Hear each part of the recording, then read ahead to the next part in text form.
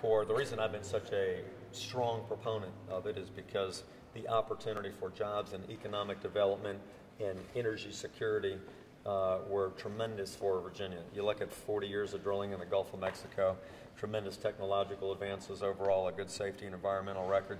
But this accident on April 20th is a big setback. It's the potential for a significant environmental disaster, and it's certainly one I don't want to have off the coast of Virginia.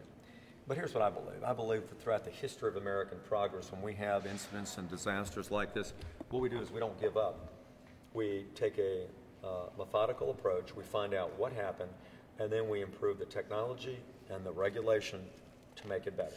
It's what we did when the Challenger exploded in 1987 with the space program. It's what we did with Chernobyl and 3 Mile Island when we had meltdowns in the nuclear industry. It's what we've had throughout many accidents in the biotechnology industry to create better drugs for our people. So I think we take the same approach. But I can tell you, I don't want to have that repeated off the Atlantic coast because we depend heavily on fisheries and tourism. And before we go forward, we want to make sure that we are assured by people in the public and private sector that would not occur here. And I think the only way to get there is we've got to find out what are the facts, what really happened with this disaster, and what can be done to create better laws and better equipment to make sure that it doesn't happen. I spent Monday afternoon in Houston at a big technology conference, 70,000 people from all over the world that are engaged in this industry. And talking to them about it, there's this enormous emergency blowout valve that is in place.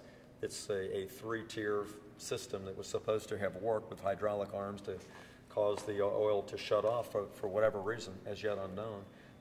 That did not happen. So we've got a lot of work that will have to be done by the Coast Guard, the federal government, by private sector to really find out what happened. Here's the good news. We've got 2 years already to do an environmental impact statement. That's already the reason that we were going to be drilling in 2012 is we have to have an environmental impact statement of great detail.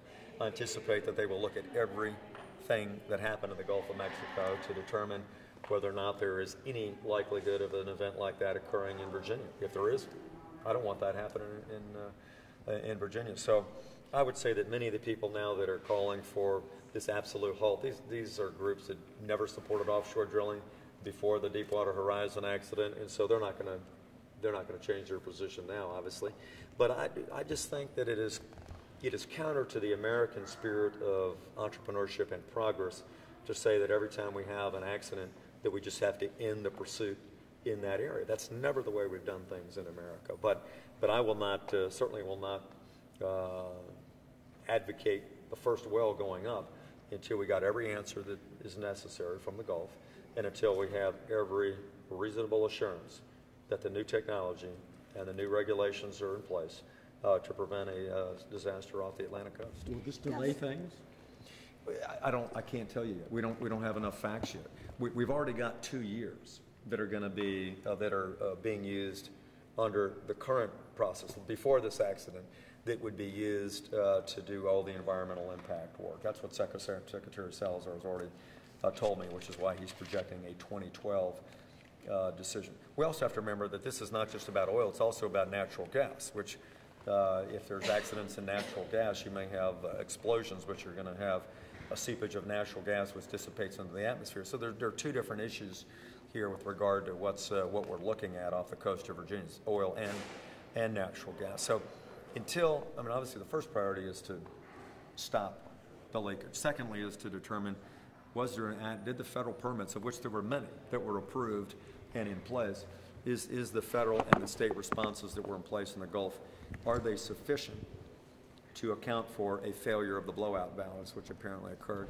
And then thirdly, based on what we know happened, can we improve the technology to prevent a disaster? And I gave you the example again of the 87 Challenger disaster. After an extensive investigation, they found out it was O-rings. They improved the O-rings in the Challenger.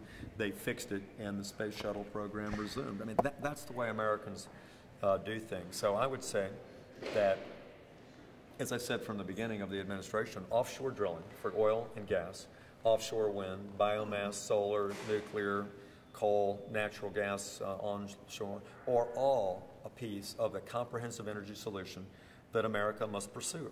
The President said that, most of our legislators in Congress have said it, because we can't depend long-term on Russia and Venezuela and Iran and other countries like that. So we have to look at all our alternatives. But to say after this accident, as bad as it is and as bad as it may get, to take one methodology off the table when we don't have all the answers, I don't think that's what we ought to do. We ought to get the answers, find out what happened, find out if we can have assurances that we can do this safely, and then make the decision. So I think right now we just want to wait. Let's start the environmental impact statement, and over the next year or two, we'll see where we are.